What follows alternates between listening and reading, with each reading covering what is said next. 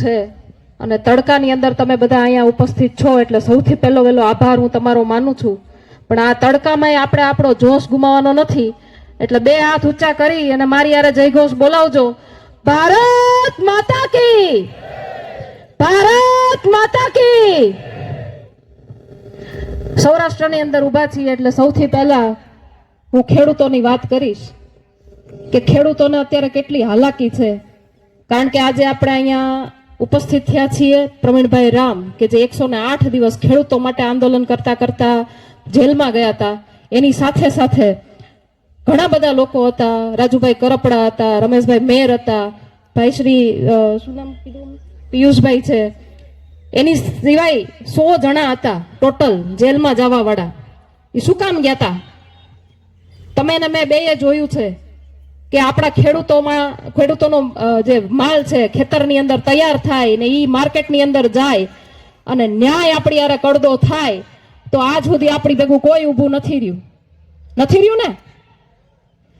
અને આપણા માલમાં કડદો થતો તો આપણને નુકસાન થતું હતું એના માટે આપણી ભેગા ઊભા રહેવા વાળા એ હતા રાજુભાઈ કરપડા, પરવીનભાઈ રામ અને એની સિવાયના જેટલા બધા ખેડૂતો હતા ત્યાં એ તમામ લોકોએ આપણા માટે ત્યાં અવાજ ઉઠાવ્યો હતો. ભારતીય જનતા પાર્ટીની જે નીતિ છે એ નીતિ પ્રમાણે એને પોલીસને મોકલી, ટીયર ગેસ છોડ્યા, લાઠીઓ વરસાવી, બધું જ કર્યું અને છેલ્લે એને જેલમાં નાખી દીધા. પરંતુ હું આજે તમને કહેવા માંગુ છું કે આ તો આપણો પેલો વહેલો સંઘર્ષ હતો અને પેલા સંઘર્ષમાં ક્યાંક આપણે ચૂકી ગયા. પરંતુ જો હવે પાછી આપણી કોઈ આવી ઘટના થાય, આપણા માટે કોઈ અવાજ ઉઠાવે અને જો ભારતીય જનતા પાર્ટી પોલીસને આગળ કરી અને એની સાથે આવું કરે તો આમાંથી કેટલા જણા એની હારે ઉભા રહે? અવાજ કરો, કેટલા જણા ઉભા રહે? આ તાકાત આપણા લોકોને દેવી પડશે, આપણા નેતાઓને દેવી પડશે. જે આપણા માટે અવાજ ઉઠાવે છે એ લોકોને દેવી પડશે. જો આપણે આપણી ભૂલ કરશું, આપણે આપણી ફરજ ચૂકી જવું તો આવા નેતા પાછા આપણને નહીં મળે. શું કામ? કારણ કે એક નેતા પેદા કરવામાં 15 થી 20 વર્ષ વયા જાય છે. કેટલા? 15 થી 20 વર્ષ. ત્યારે એક નેતા પેદા થાય છે. અને આવા નેતા કે જે લોકો માટે લડે. અત્યાર સુધી આપણને નેતાઓ મળ્યા, ભારતીય જનતા પાર્ટી આવી, કોંગ્રેસ આવી, તમામ લોકોએ આપણા નામે વોટ લીધા. આ કરી દેશું, ટીકડું કરી દેશું, ફલાણું કરી દઈશું, બધું જ કરી દેશું. પણ આપણા વોટ લીધા પછી કોઈ આપણી પડખે ઉભા રહેવા માટે કોઈ હતું. હવે આપણા માટે મજબૂતાઈથી લડે એવા જુવાનિયાઓ આવ્યા છે મેદાને.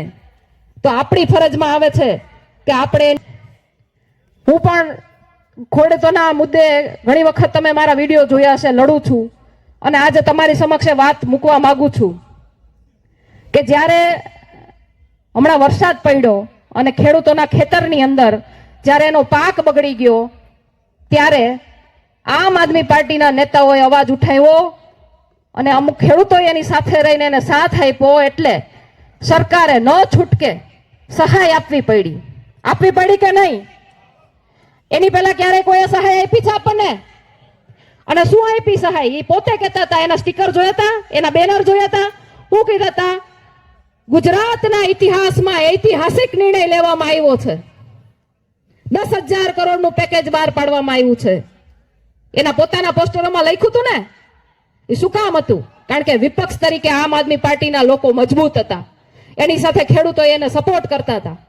અને તમારી તાકાત હતી એટલે અમે લોકો ત્યાં ટકી રહ્યા હતા. અમે લોકો એટલે બાથ ભીડી શક્યા હતા. તમારા લોકો વગર અમે અહીંયા કાંઈ જ નથી.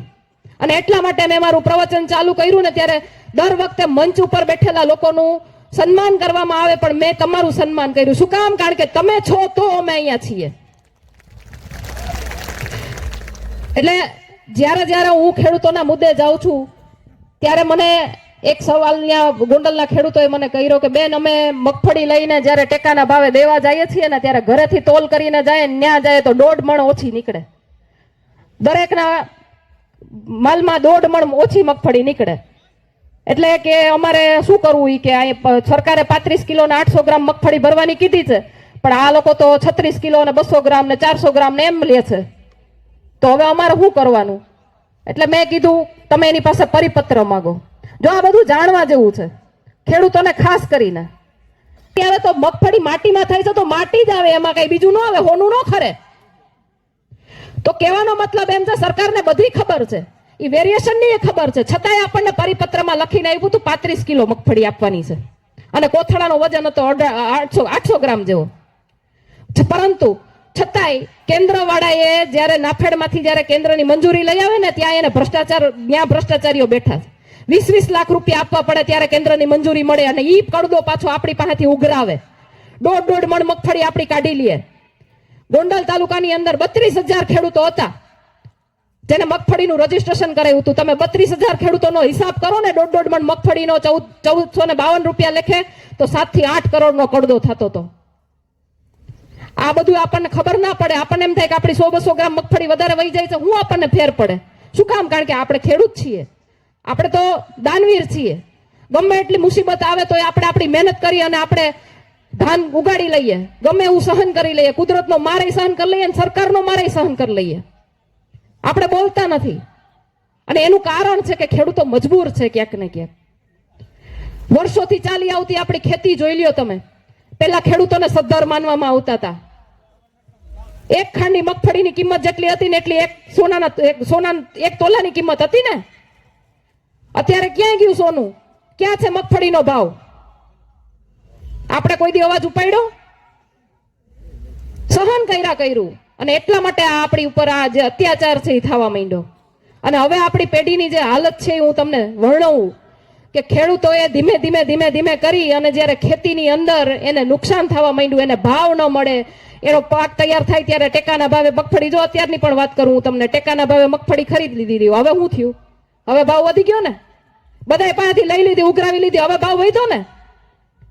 તો દર વખતે ખેડૂતોને આવી રીતે લૂંટવામાં આવે, દર વખતે ખેડૂતો ઉપર આવા અત્યાચાર. એટલે આપણા ખેડૂતોએ વિચાર્યું કે હવે આપણે આપણી આવનારી પેઢીને કંઈક બીજો માર્ગ અપનાવવો પડશે. એટલે આપણે આપણા છોકરાઓને કીધું કે જાઓ તમે સિટીમાં જાઓ, અમે તમારા માટે ખર્ચા કરશું, તમે ભણો, ભણીને આગળ આવો, નોકરી ધંધો કરો. હવે બિચારા માંડ ભણી રહ્યા હતા, નોકરી ધંધામાં કઈ વડે એવું નથી. એટલે આપણી આવનારી પેઢી તો એવી થઈ ગઈ કે નથી એને નોકરી ધંધામાં કઈ વડે એવું નથી, એને ખેતી આવડતી. થઈ ગયું ને એવું. તો હવે આપણે શું કરશું? હવે આપણને ખબર પડી કે આપણી જે મેન જવાબદારી હતી ને એ આપણી ખેતી હતી. આપણો મેન ધંધો હતો એ ખેતી હતો. જે 15 વર્ષ પહેલા આપણે જે અવાજ ઉઠાવવાનો હતો ને એ અવાજ ઉઠાવવા માટે આપણે 15 વર્ષ મોડા પડ્યા છીએ. અને એટલા માટે કહું છું કે 15 વર્ષથી મોડું થઈ ગયું છે ને એટલા માટે આપણે ખૂબ જ મજબૂતાઈથી આવા લોકોની સાથે ઊભું રહેવું પડશે. છઠ્ઠીના દિવસે તમારા લેખ લખાઈ ગયા હશે. શીખવાડે ને આપણને કે છઠ્ઠીના દિવસે તમારા લેખ લખાઈ ગયા છે, છઠ્ઠીના દિવસે તમારા જિંદગીમાં શું થવાનું છે એ બધું લખાઈ ગયેલું પડ્યું છે. પાંચમની છઠ્ઠ નથી થવાની. છઠ્ઠના દિવસે તમારું માથું ફૂટવાનું છે તો માથું જ ફૂટશે, એ ગમે એમ કરીને ફૂટશે જ. તો બીક કોના બાપની? કોનાથી બીવાનું? આપણે તો નાનપણથી માનસિકતા જીવતા આવ્યા છીએ. કોઈનાથી ડરવાની જરૂર નથી. એક જિંદગી મળી છે, ઈ તમે છે ને ડરીને કાઢવાની નથી, ઈ નડીરતાથી કાઢવાની છે. આપણો હક આપણે ભોગવવાનો છે. મારે તમને એ સમજાવવું છે કે આપણા જે સ્વાતંત્ર્ય સેનાનીઓ હતા, સરદાર વલ્લભભાઈ પટેલ હતા, બાબા સાહેબ આંબેડકર હતા, ગાંધીજી હતા, એ તમામ લોકોએ એનું ઘર બાર, એનો ધંધો, એનો બિઝનેસ બધું જ છોડી દીધું હતું. શું કામ? કારણ કે દેશને આઝાદી અપાવી હતી. પરંતુ આજે તમે તમારા દિલ ઉપર હાથ રાખીને કયો, તમે આઝાદ છો? તમે આઝાદ છો? તો હવે આ આઝાદીને ટકાવી રાખવા માટેની આ બીજી ક્રાંતિ છે, આ બીજી સ્વતંત્રતાની લડાઈ છે. અને આ લડાઈમાં આપણે બધાએ સહભાગી થવાનું છે. કારણ કે કાલ સવારે આપણા છોકરાઓ આપણને પૂછશે કે આ લોકો જ્યારે દેશ ઉપર, જ્યારે લોકો ઉપર, જ્યારે ખેડૂતો ઉપર, ગરીબો ઉપર, મધ્યમ વર્ગ ઉપર આટલો અત્યાચાર કરતા હતા ત્યારે તમે ક્યાં ગયા હતા? ત્યારે આપણે ગર્વથી કોલર ઊંચો કરીને કહી શકીએ કે ઈ સ્વતંત્રતાની લડાઈમાં અમારોય ફાળો હતો. લડશો ને બધાય? હજી મને જોઈએ એવો અવાજ નથી આવતો.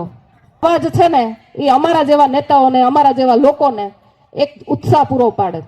કારણ કે રોજ અમારે ભાજપના લોકો સાથે લડવાનું, મથવાનું, રોજ અમને કાંઈક ને કાંઈક એમ કે આ તો જાતિવાદી છે, ના તો આવા છે, ના તો પૈસા લઈ લે છે ને બધું છે. પણ મારું કહેવાનું એમ છે કે અમે આવા છીએ તો તમે સાબિત તો કરી બતાવો એકવાર. આજે હું ડોર ટુ ડોર નો અમારે કાર્યક્રમ ચાલે છે આમ આદમી પાર્ટીનો. આપણે તમે બધાય જાતા હશો, ડોર ટુ ડોર માં જાવ છો ને બધાય? ડોર ટુ ડોર ના કાર્યક્રમમાં હું કાલે એક ગામની અંદર ગઈ અને ત્યાં મહિલાઓએ મને વાત કરી કે બેન અમારે અહીંયા પાણી નથી આવતું. 3 નથી કરતા એટલે બતાવીએ છીએ. જોકે ગ્રામ પંચાયતના સરપંચ હોય ને ઈ કોઈ પણ પક્ષ માટે કામ ન કરવું જોઈએ, પણ એને ધારાસભ્ય પાસેથી કામ લેવાનું હોય, ધારાસભ્ય ભાજપનો હોય એટલે ન છૂટકે એને ભાજપનું કામ કરવું પડે, નકર કામ ન થાય, ગ્રાન્ટ ન મળે, એના ગામના કામ ન કરી શકે, એટલે સરપંચને મજબૂરીમાં રહેવું પડે. પણ મજબૂરીમાં એની ભેગા રહ્યા પછી એને ખબર પડે કે અહીંયા તો મસ્ત મીઠો ભ્રષ્ટાચાર કરવા મળે છે, અહીંથી તો પૈસા કમાવા મળે છે, એટલે અમુક સરપંચો એની કહેવાય ને આમ ગુલામી કરવા માંડે. ગામ પંચાયતમાં 4 વર્ષથી કોઈ પણ કામ થયા નથી, છતાં ઈ મને એમ કે છે તમે શું કામ વિડીયો બનાવ્યો, તમારે આ ગામમાં નહીં આવવાનું. કા ભાઈ, લોકોએ તમને મત આપ્યા છે તો હું ગામ નામે લખી દીધું? લોકો મત આપે છે તો હું આ તમને બધું નામે લખી દે છે? ધારાસભ્ય બનાવે છે હું તમને બધું નામે કરી દીધું કે તમારી મનમાની ચલાવો? આ લોકશાહી દેશ છે, અને આ લોકશાહી દેશની અંદર તમે ને હું નક્કી કરીએ કે કોને બેહાડવા અને કોને ઉતારવા. અને એટલા માટે હું તમને યાદ કરાવું છું કે તમારો જે કિંમતી મત છે એને વેડફી ન નાખતા. આવા જે લોકો છે જેને ઘમંડ ચડી ગયો છે સત્તાનો, તમારા મત રૂપી તમે તમારી તાકાતને બતાવજો અને આવા લોકોને ગાદીએથી હેઠા ઉતારજો. એટલે એના મનમાં જે રાજાશાહીનો કીડો ભરાઈ ગયો છે ને કે અમે અહીંના રાજા થઈ ગયા, એ એના મનમાંથી નીકળી જાય.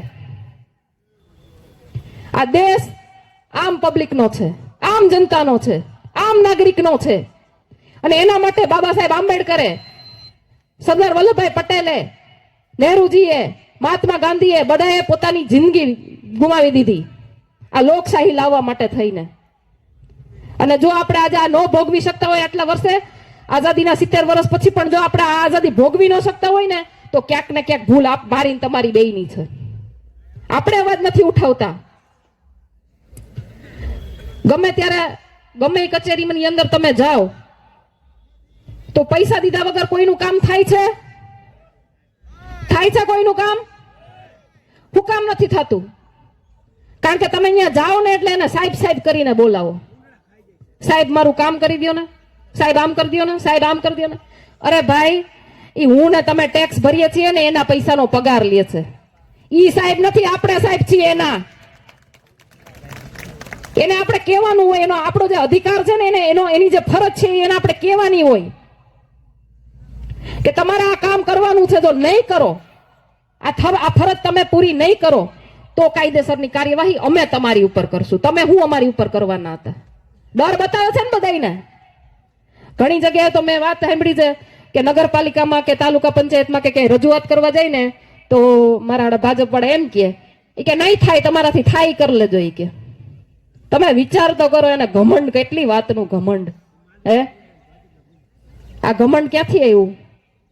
આ ઘમંડ એટલા માટે આવ્યું કારણ કે 5 વર્ષ સુધી આપણને કીડા મકોડાની જેમ સમજીને આપણી ઉપર અત્યાચાર કરે અને ચૂંટણી આવે એટલે બટકુક રોટલો આપણને નાખી દે, કે લાલચ આપી દે એટલે આપણે પાછા એને વોટ આપી આવીએ છીએ ને. ભૂલ કરી છે ને અત્યાર સુધી આપણે. હવે આ ભૂલને સુધારવાની છે કે નથી? ગમે એવું થઈ જાય, ગમે એવું તમને લાલચ આપે, ગમે એવા રોડ રસ્તા અટાણે છે ને ઓલા ભ્રષ્ટાચાર વાળા બનાવે. હજી તો ચૂંટણી પૂરી ન થઈ હોય ને 1 મહિનો થયો હોય ને તા તો આમ પોપડા ઉખડવા માંડે, ડામર ન દેખાતો હોય, એવા રોડ બનાવી દે ને પછી કહે કે અમે વિકાસ કર્યો, વિકાસ કર્યો, વિકાસ કર્યો. તો 5 વર્ષ ક્યાં જાય છે તમારો વિકાસ ભાઈ? હે, 5 વર્ષ સુધી કોઈ પૂછવાય નથી આવતું. એકવાર જીતી ગયા પછી કોઈ તમને પૂછવા આવે છે? કોઈ તમારા ઘરે આવે છે ભાઈ તમને શું પ્રોબ્લેમ છે? હે, તમારા ગામમાં શું વાંધો છે કે તમારી તાલુકા પંચાયતમાં શું પ્રોબ્લેમ છે? ખેડૂતોને અત્યારે કેટલી હાલાકી ભોગવવી પડે તમે વિચાર કરો. અમે એક વખત, હું ને મહેશભાઈ કોટડિયા, એક વખત જેતપુરમાં એક ખેડૂતનો ફોન આવ્યો મહેશભાઈને, મહેશભાઈ મને ફોન કર્યો બેન તમારે આવવું પડશે. એટલે અમે લોકો ગયા ત્યાં જઈને અમે એની પીડા સાંભળી. હાઈ ટેન્શન લાઈન આવતી હતી એના ખેતરની અંદર. અધિકારીઓ સર્વે કરવા આવ્યા ને તો ખેડૂતોને પૂછ્યું નથી, એને બોલાવ્યા નથી. ખેડૂતને ખબર નથી કે મારા ખેતરમાં હાઈ ટેન્શન લાઈન આવે છે. બોલો. અને પોલીસ વાળા લઈને પહોંચી ગયા કામગીરી કરવા માટે. એ ખેડૂતને કેટલી પીડા હતી. જે દિવસે અમે એની ભેગા ઉભા હતા અને અમે કહેતા હતા કે ભાઈ આ ખેડૂત ન ઈચ્છે ને ત્યાં સુધી તમે એના ખેતરમાં ઘરી ન શકો, ખેડૂત ન ઈચ્છે ત્યાં સુધી તમે એના ખેતરમાં કોઈ થાંભલો ન ખોડી શકો. અમે એના માટે લડતા હતા. અને ઈ જ રાત્રે એ ખેડૂતને એટેક આવી ગયો અને ખેડૂતે એનો જીવ ગુમાવ્યો. એનું જવાબદાર કોણ? કોણ એનું જવાબદાર? કોઈ પૂછવા નથી જતું. એના પરિવારની અત્યારે શું હાલત છે કોઈ પૂછવા નથી જતું. આપણને એમ થાય આપણો ક્યાં પ્રશ્ન છે, શું કામ જઈએ, છોડો ને, વળી પાછી પોલીસની મગજમારી આવશે એ કે. પણ જેથી તમારી ઘરે આ ઘા આવશે ત્યારે તમે શું કરશો? અને એટલા માટે હું તમને કહું છું કે સંગઠિત થવું પડશે. જો તમે સંગઠિત નહીં હો તો આવા લોકો તમારી ઉપર આવા અત્યાચાર કરતા રહેશે, આવા ઘા મારતા રહેશે, અને આપણે નહીં આપણી આવનારી પેઢીને પણ આ સહન કરવું પડશે. બીજું મારે તમને એ કહેવાનું છે કે અત્યાર સુધી આપણા મા બાપે છે ને આપણને કેવી રીતે મોટા કર્યા. આપણે ક્યાંક જાતા હોય ને પડી જાય, લોહી નીકળે ને છોલાઈ જાય, રોતા રોતા ઘેરે આવે, બીજી બે ફડાકા નાખે કે ઊભો થાય કે હા હું વેવલો થાશ કે કેતા ને. એટલે આપણી પરવરિશ છે ને કઠોર રીતે થઈ. અને અત્યારે આપણી પેઢીની પરવરિશ આપણે કેમ કરીએ? જરા કઈ ક્યાંક છોકરું પડી ગયું હોય ને જરાક રોવા મળે, અરે મારા દીકરાને હાલ પાટો વારી દઉં ને હાલ પાવડર લગાડી દઉં. આપણે આપણી પેઢીને પોપલી બનાવી છે. ખાસ કરીને બહેનો અહીંયા બેઠી છે, હું બહેનોને કહું છું કે માતાઓએ ખાસ ધ્યાન દેવું પડશે. આવનારી પેઢીને કઈ રીતે ઉછેરવીને એના માટેનું ખાસ ધ્યાન દેવું પડશે. એને પપલાવાની નથી, નકર આ ખાઈ જાહે. અને આપણે જે સંઘર્ષ કરીએ છીએ ને આવનારી પેઢી નહીં કરી શકે પછી. એટલે કહેવાનો મતલબ એવો છે કે આપણે અત્યાર સુધી ભલે જે કર્યું, સહન કર્યું, બધું એ કહેવાય ને કે મૂંગા મોઢે આમ કહેવાય ને, કોઈને કઈ કીધું જ નહીં. ખેડૂતોએ તો હાવ સહન કર્યું. ભાવ ઓછા આવે છે તો કે જવા દો ને, ઉગાડ લેવું પાછું. ખાતર ડુપ્લિકેટ મળે છે તો કે વાંધો નહીં, હાલો નહીં, કે કોને કહેવા જવું. અને એનું કારણ એવું છે કે ખેડૂતો ક્યાંક ને ક્યાંક જાગૃત નહોતા. પરંતુ આજે બોટાદની અંદર જે કડદાકાંડ થયો એના પછી સૌરાષ્ટ્રના તમામ જગ્યાએ ખેડૂતોની સાથે સાથે ગરીબો અને મધ્યમ વર્ગ બધા લોકો જાગૃત થયા છે ને. આ તડકો આવે છે એટલે જરાક જરાક તમારું વોલ્યુમ ડાઉન થઈ જાય છે, પણ મને કયો થયા છો ને જાગૃત? અમારી મહેનત કઈક આમ રંગ લાવી છે કે નથી લાવી? હા બસ એમ. એટલે આ જાગૃતતાને જાળવી રાખજો. અહીંયા બેઠેલા તમામ લોકો મને છે ને એક વચન આપો કે તમે જાગૃત થયા છો ને એવી રીતે તમારા જેવા 10 લોકોને આપણે અહીંથી જાગૃત કરવાના છે. તમને એને કહેવાનું છે તો કે તમે બીજા 10 જણાને જાગૃત કરો. આટલી મારી વાતને વિરામ આપી અને છેલ્લે હું જયઘોષ બોલાવીશ. જય જવાન, જય જવાન, ભારત માતા કી વંદે વંદે. ભાઈ